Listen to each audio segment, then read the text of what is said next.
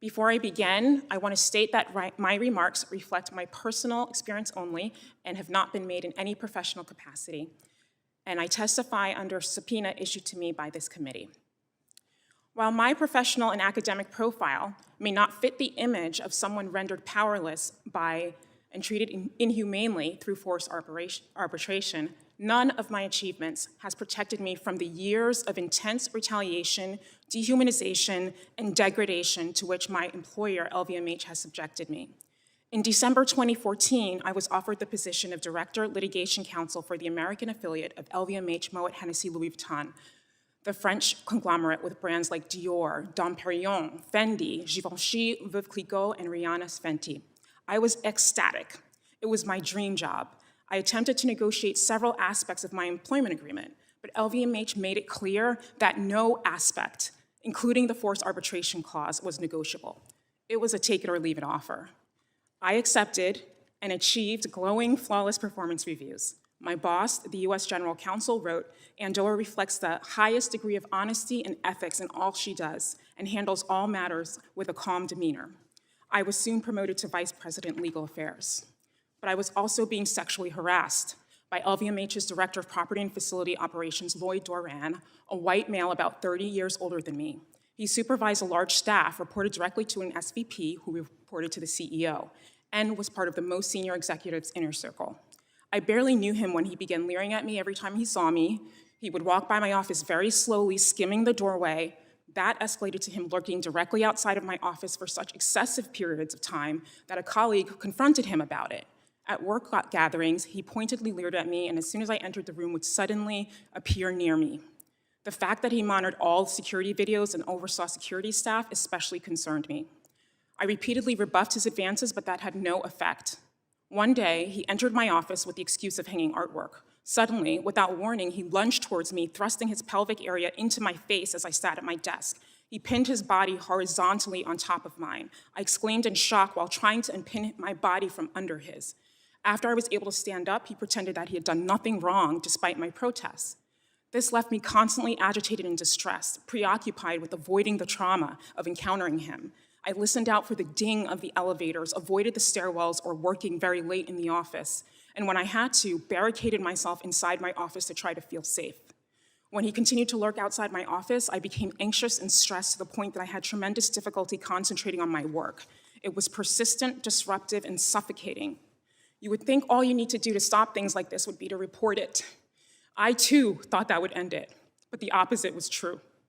I was about to receive a horrifying lesson on the power of forced arbitration. In the following days, LVMH ignored my verbal and written reports and failed to do anything to stop it. They instructed me to personally confront him despite the concerns I expressed. My supervisors even reported me for confronting him, and then they investigated me. They disregarded my colleague's testimony who had witnessed some of the behavior and confronted him. Company management even went so far to suggest that I should apologize to him. Ultimately, management blames me for misinterpreting the leering, constant attempts to be near me, and the attempted assault, calling it mere flirtation based on my misunderstanding of French culture, even though Lloyd is American. And I spent many years, as you heard, studying and living in France. They told me this is what executives do in a French company. They seem to justify his misconduct because the general counsel felt, as professional women, there are certain things we have to put up with and sacrifices we have to make.